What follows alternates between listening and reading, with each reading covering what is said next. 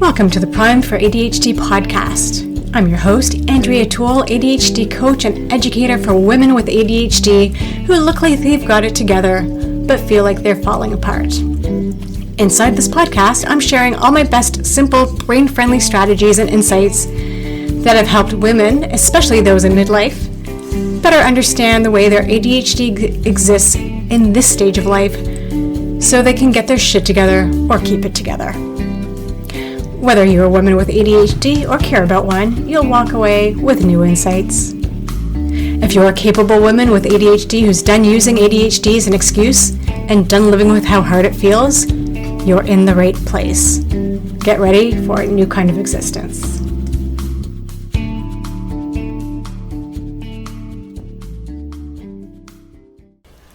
Welcome back to Primed for ADHD. I'm Andrea Toole, ADHD coach and educator. This is season 2, episode 10. It is the penultimate episode of the season. We're down to one more after this. This season has explored what happens when ADHD in midlife collides with hormonal shifts, changing identity, and increasing responsibility, and why the strategies that once held everything together start to break down. This podcast has moved beyond productivity advice to look at structure, support, relationships, and power.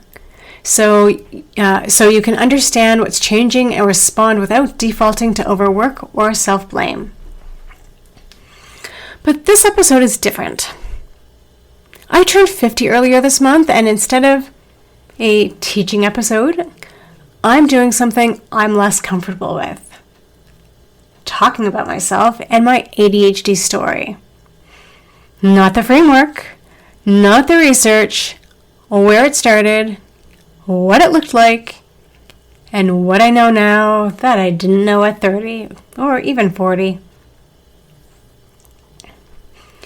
If you've been listening to this season, you'll recognize pieces of this because in some version, it's probably your story too.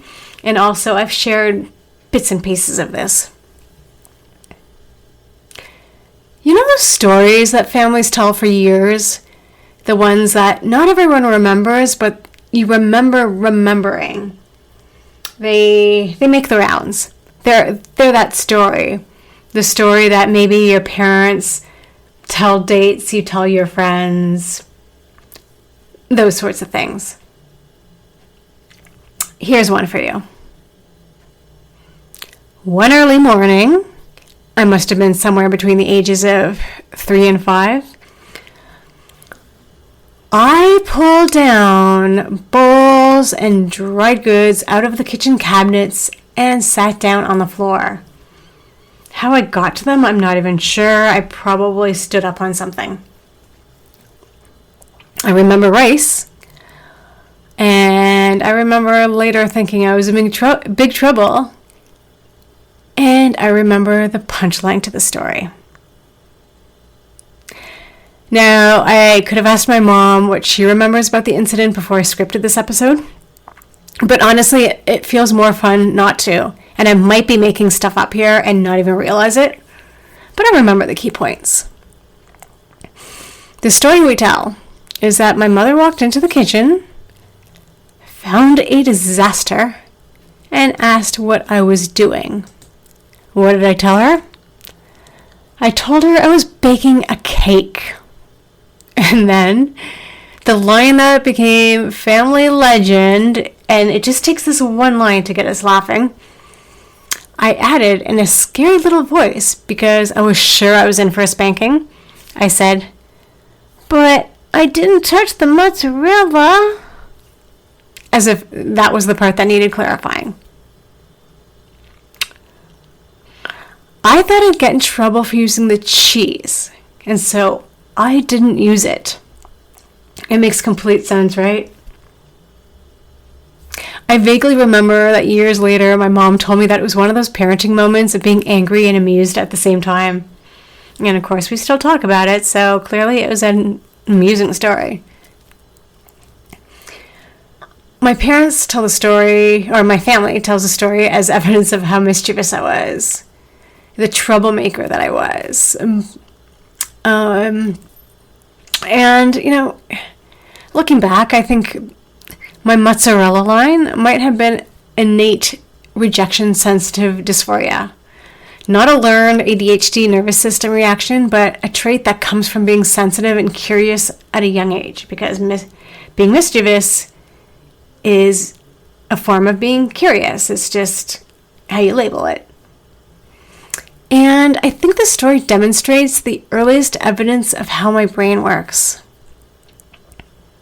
A child completely absorbed in her own logic, fully committed to a project no one asked for, unconcerned with the mess, and very clear in her own mind about what she had and hadn't done wrong, perhaps experiencing RSD. And hey, the mozzarella was safe from my project. I have two other early memories that fit that same pattern, and neither of them was a one-off, but that's just how I was. It was a pattern of behavior. For example, sitting in front of the television, absorbed in the Polka Dot Door, Sesame Street, Today's Special, or whatever it was that I was watching. I just named 2 TV Ontario shows, so you either get it or you don't. Sitting in front of the TV, completely unaware that one of my parents was speaking to me or trying to get my attention. This is hyperfocus. And the hyperactivity. I was a physically restless kid, always moving, always bouncing. Procrastination, putting off homework until the last possible moment, and then scrambling. Kids do that. It's not only an ADHD thing, but it is an ADHD thing, especially when you combine it with the other traits. ADHD wasn't widely known about or understood yet. If we knew then what we know now, it would be obvious. And if you were diagnosed in middle age, or even in your 20s, I would say beyond, you know what I'm talking about. There are things you think, oh, right, of course, it's so obvious. That was ADHD. How did I not see that? But we didn't know what we didn't know. Nobody had a name for it yet. So that's how I was in childhood. People think that ADHD is one thing, but as I once heard a top expert say, if you've met one person with ADHD, you've met one person with ADHD. In my 20s, ADHD was suggested to me as if it'd been there all along, but just suggested to me just casually, just almost like a throwaway sentence. And after that, I spent years reading, researching, and trying to understand it long before I had a formal diagnosis. And I identified with it long before I had the formal diagnosis. I mean, you just know. There's so much information out there now. And even in the last 20 years of certain types that you can get a sense of it. And when I read message boards about ADHD, I'm reminded that it looks different in everyone and exists on a spectrum that isn't widely recognized or talked about. My ADHD has never been constant. I mean, maybe when I was younger it was a little more constant, but no, I don't think it ever has been. It flares, and then it quiets. And I notice what I call my flare-ups, and I'm sure there are times I don't notice my ADHD when others do. I can forget I have ADHD, which is my experience, and maybe might not be yours. Maybe you have a different experience. But it has its ups and downs. And maybe I just get so used to it that I no longer notice it, even on some of the more intense days. At this very moment, I'm noticing it because I'm fidgeting as I talk. And this is like one of the ways it manifests. But overall, if I wasn't fidgeting, it just wouldn't be on my mind. The level of daily impairment, though, that some people describe in Facebook groups and subreddits, that's not my experience. My ADHD qualities were more pronounced in childhood. They still show up, but they've changed over time. For example, that hyperactivity.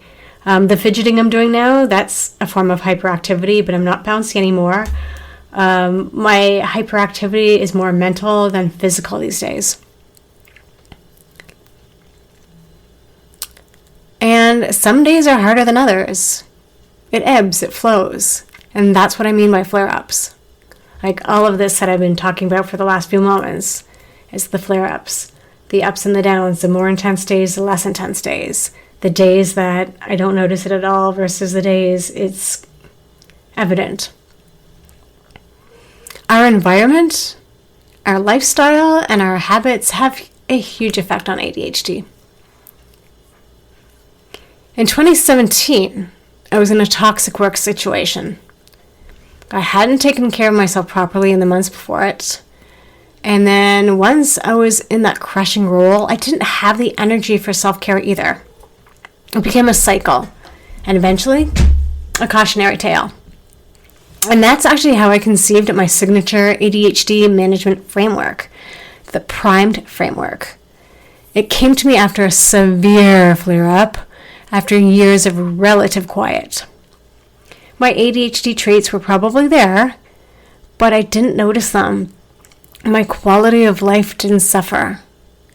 And then I got into this situation, and my ADHD flared up, my anxiety flared up, my depression flared up, and they all worked together to make my life miserable.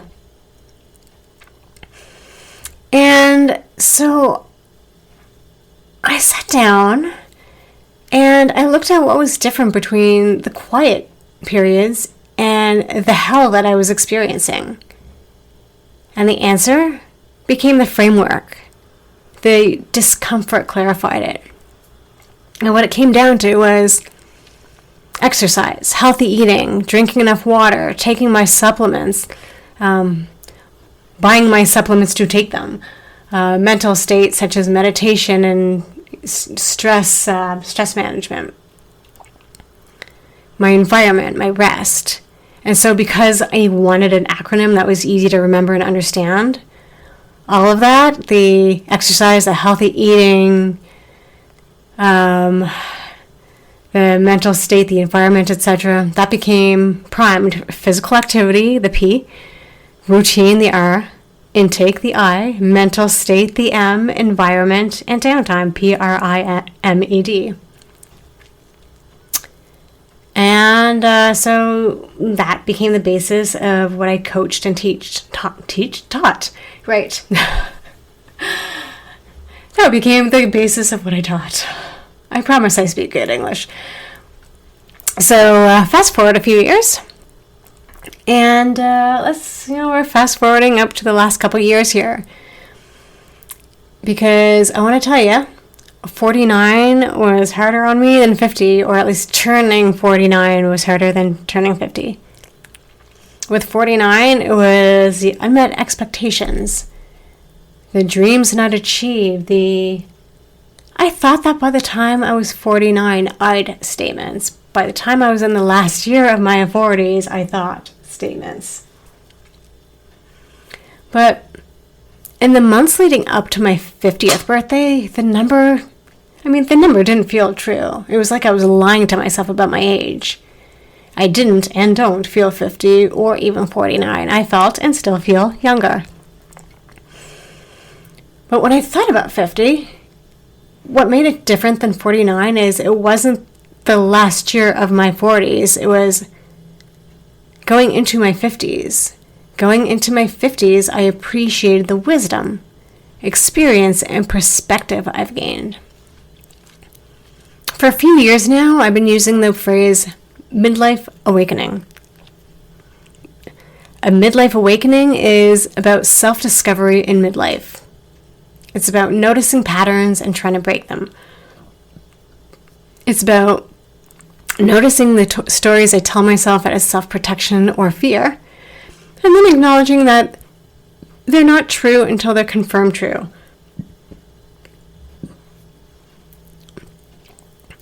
Midlife awakening is learning from experience without carrying its weight. It's about healing wounds. It's about emerging into my midlife identity, strong, awakening into it. Seeing more clearly what was already there, my strength, my resilience, my creativity, my intelligence, my joy, my energy, all this great stuff. It's believing people when they tell me I have good energy. People have been telling me this for years, and I'm finally kind of starting to understand it. At 50, I'm more self-aware, and I feel good about where I'm headed. So here's where I want to talk about what I know now in the context of ADHD that I didn't know even 10 years ago. In a word, hormones. I would not have believed at 30 that hormones would significantly affect ADHD. 10 years ago, this wasn't even part of the conversation. Now it is. I mean, I know the algorithm serves us all different things, but my Instagram algorithm shows me a lot about hormones and ADHD. But I also research it. In the past year, I've written a couple blog posts about hormones and ADHD, and still, until I did more research into perimenopause and ADHD for this podcast, I want to say that was like maybe episode 5, episode 7, somewhere around there. I'll link to it in the show notes, or reference it. Until I did the research for this podcast, it didn't even occur to me that when I sought an updated assessment and prescription last year, it would have helped to look for a healthcare provider with experience in hormonal issues. Like, this just occurred to me in the last couple months. I wish I had asked the practitioner I worked with if he had such experience. Because perimenopause can look like ADHD when it isn't, and ADHD can change in ways that aren't immediately obvious when hormones shift. Changes in hormones can also affect the efficacy of both stimulant and non-stimulant medications. I remember, like, the moment I looked it up, I remember where I was walking, looking at my phone as I'm Googling perimenopause and ADHD meds, or hormones and ADHD meds, something like that. And all this matters for diagnosis. It matters for treatment, and it matters for how you interpret what's happening in your own brain. So, like, this is a key takeaway from this episode, I want to say. If you're in your mid-30s or beyond, and especially your 40s and beyond, and navigating ADHD, this is something to pay attention to. Find a provider who understands both. Not just ADHD, not just hormones. Both. Like, I think that would have been useful, and it's also something, like, hormones are something I'm going to be addressing separately, but at some point they're going to merge. Because if those two symptoms are being treated separately, something is likely being missed.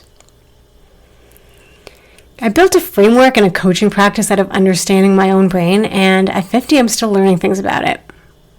The framework evolves. Always be learning, always be adapting. And so, that was what I wanted to say about turning 50 with ADHD. There's a lot I could have put into this episode, but I went into it thinking, how much can I really talk about myself, even in the context of ADHD, and still make an engaging episode. So this is where we're at, and if this episode resonated, and I really hope it did, follow or subscribe to Primed for ADHD wherever you're listening. And if you're on Apple, a rating or review helps more than you might think. And yeah, as I mentioned earlier, next week, or hopefully next week, is the season 2 finale. And instead of introducing new material, I'm going to be pulling the thread that ran through all of it and doing a wrap-up episode. Because there was a thread that ran through it all.